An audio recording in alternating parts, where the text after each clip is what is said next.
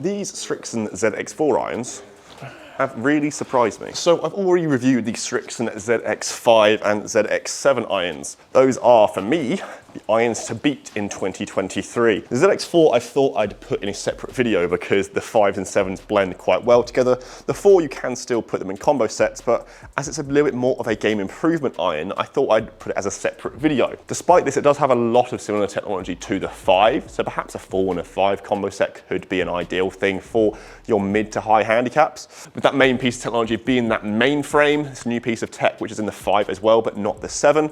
The most pivotal piece of tech in this iron for me is the Tor VT sole though that you can see across the 4, 5 and 7. These are special irons, but the 4 being a little bit more of a game improvement iron, I thought I'd take a look at it because I've got a 7 iron here today. Actually, looking down at address, although it is sent to be something that has a little bit more forgiveness than the 5, it is still rather compact. Looking like a Paradigm, a piece of a 90, very actually similar to the 5. So with these 4, 5 and 7s, there's not that big of a disparity between them. Although they can target separate golfers, they do blend quite well. There is a notable difference though between the 5 and the 4. This one is slightly larger, not something that I personally would like to use as a lower handicap golfer. But if I'm talking about someone who's off 25 or so, these would be rather small. Now with a club that is offering a lot of forgiveness, I sometimes expect to lose a trait in a club. We're talking about tailor-made stealth, things that offer a lot of forgiveness that are targeting a golfer who's in a mid-handicap. Usually you lose some looks, maybe a bit of feel. With Srixon, I don't think you lose anything.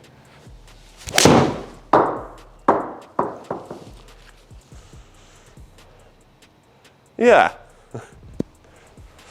So these do have rather strong loft, which is why I've got a 7 iron carrying about 200 yards. The loft of the 7 iron on the screen for you now, and as you can see, these are strong, slightly stronger than the 5s and the 7s, but actually that was pretty nice in terms of the overall metrics there with spin at 5,200. I mean, realistically, although this is a 7 iron, the lofts would say they're more like a 5 or a 6 iron, so that spin isn't too bad. Now, having hit this, the feel of this club, for a club that can rival that of Paradigm, TaylorMade Stealth, piece of a 90, Cobra's Forged Tech, feel of the Srixon is up there, is at the top.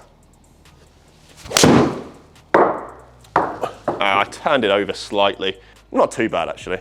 That's carried a long way. 225 yard 7 iron is too far. These won't be going in my bag based on those numbers. But there you can see after 2 shots, we've got 2 things down, and that is feel and distance. These clubs are a distance iron, not as strong as other things, but these clubs are a distance iron and they feel great. So we've got 2 facets of a golf product ticked off, 10 out of 10. We're talking about forgiveness. How does it rival the other ones, the big boys? I mean, the big boys are the ones that are ginormous.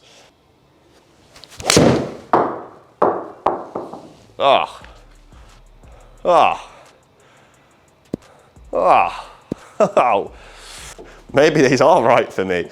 Maybe these are absolutely right for me. Another one that's carrying 210 yards. 142 mile an hour ball speed for a 7 iron is whoo, very fast. But forgiveness is something that we need to talk about because a lot of people who want to try the ZX4s, including myself, will not be hitting it all the time. Yeah, will they? We'll be hitting it all over the place. Sometimes there, you know who you are. Forgiveness for these is not as much as I'd want, I'll be honest with you. That's not in terms of the actual results, let's say. I'm not seeing that much of a dip in ball speed. I think it's pretty good actually in terms of dispersion. But I think with the ZX4s, with them being quite a compact model that are supposed to offer a lot of forgiveness, you get a lot of feedback for where you hit it across the toe or across the heel, wherever. So that one there, out of the toe. Hideously out of the toe, I must say, which you may not be able to see with those results there because you're looking at that, we've lost ball speed by about 10 mile an hour there, 131, but it's carried 193. The feel that you get, the feedback that you get from this iron feels actually quite significantly to more of a player's distance iron, something like the 7. That was instant feedback that I got out of it, but in hindsight, although I'm saying that is a little bit of a problem, those numbers there are really good. Those numbers there are still very good and is classed as forgiving. So when I'm talking about forgiving here, what I'm saying is across the face, it's good. You get some good ball speeds. You don't get that much dispersion error. Ball speeds don't drop that much, but you know when you hit it out of the toe. You know when you hit it out of the heel. Is that a problem? I mean, it depends what you want, because that shot there was out the toe. I didn't feel good at all. But that one there feels absolutely incredible. So we've got a little bit of a caveat there in that these clubs feel amazing, but when you don't hit them out of the middle, there's a little bit of a drop in feel, but not a drop in forgiveness. So, who do I think these clubs are for? Well, initially, in the start of this video, I said the 4s were quite different from the 5s. I still think that is the case. The 5s are not as forgiving, but the more I hit these, the more I think with a 4 and a 5 combo blended together, 4 in the long irons, 5 in the short irons, that, for me, would be a perfect iron set for someone who's off 15, 16 or so, because what these would offer you is a club that doesn't look too large, doesn't look like it's eaten too many burgers, that feels pretty much the best it can feel in an iron. It still provides a lot of forgiveness, but it also pushes you to get better. That could be the one there. Yeah, saved a bit about the end. Whew. So a 4 and 5 combo for someone who's off 15. What else would I recommend in 2023? I mean, piece of the 90s, of course. You've got Cobra Forge tech, but because of, first of all, the way these irons look, spot on, but because of the way these irons feel and go through the turf, what else can I suggest? Wow, turned it over slightly.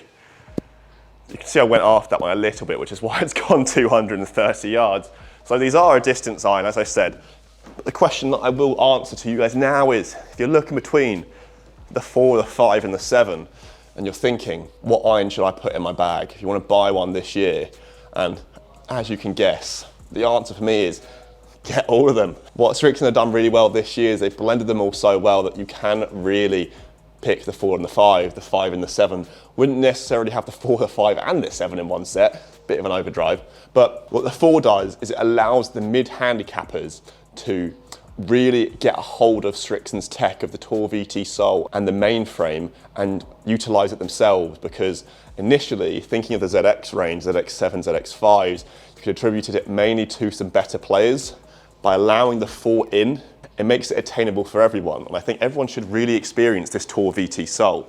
Let me know what you think of the Srixon ZX4s, because I think the whole ZX Mach 2 range is going to be hard to beat this year. Heard of a few rumblings of some pretty incredible irons coming out in the summer, but let me know what you think of these, and let me know if you've bought them. Guys, if you are new to GolfMagic, smash that subscribe button and let me know what you want to see from Srixon and myself in the next few weeks. Any comparisons? The driver's coming soon. I know they're out for a while, but can't wait to get my hands on that ZX5. That's it from me. I'll catch you guys at the next video.